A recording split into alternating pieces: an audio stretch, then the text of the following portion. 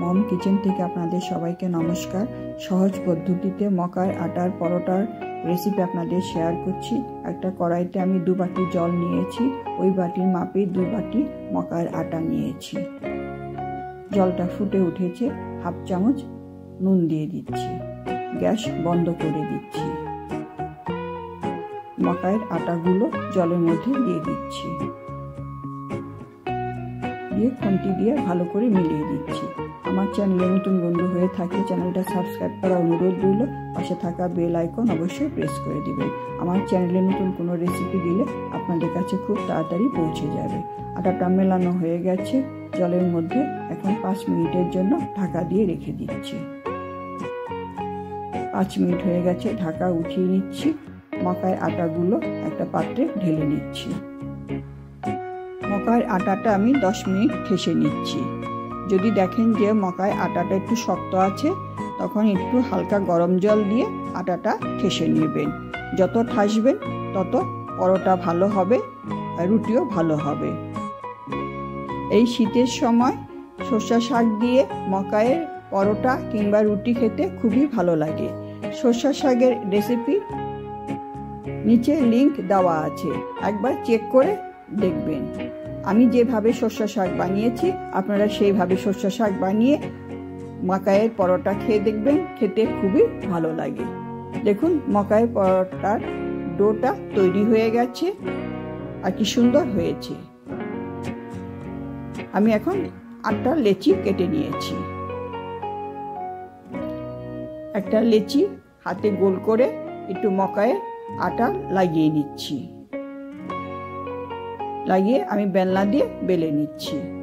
অনেক সময় দেখা যায় যে বেলার সময় মকায়ের আটাটা ফেটে যায়, ডালা ভালো হয় না, কিন্তু ভালো করে ঠেসে নিলে ফাটে না। দেখুন এক ফোঁটাও ফাটেনি, কি সুন্দর বেলা হয়ে গেছে। একটা পরোটা বেলা হয়ে গেছে, আমি তাওয়ার মধ্যে দিয়ে দিচ্ছি। আরেকটা পরোটা আমি বেলে দেখাচ্ছি।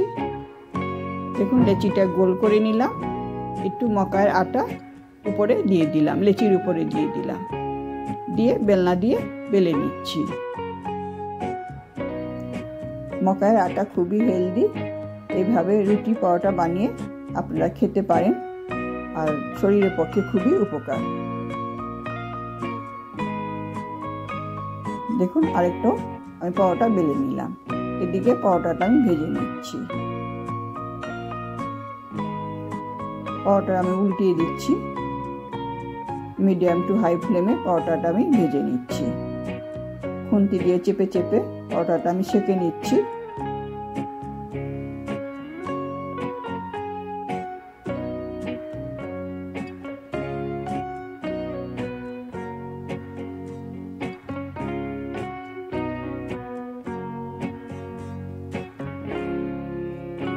এখন হাফ চামচ ঘি দিয়ে আমি পরোটাটা ভেজে নিচ্ছি।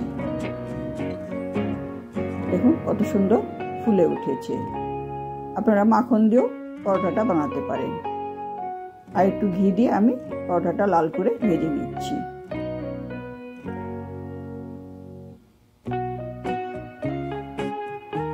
পরোটা ভাজা হয়ে গেছে, একটা উঠিয়ে নিচ্ছি। আরেকটা পরোটা আমি এইভাবে ভেজে নিচ্ছি।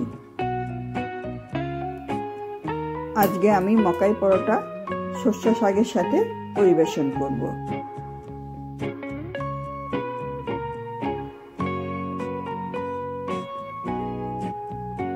দেখুন আরেকটা পরোটাও ভাজা হয়ে গেল, উঠিয়ে নিচ্ছি।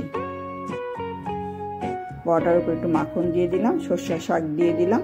আপনাদের ভালো লাগলে লাইক করবেন, কমেন্ট করবেন, শেয়ার করবেন।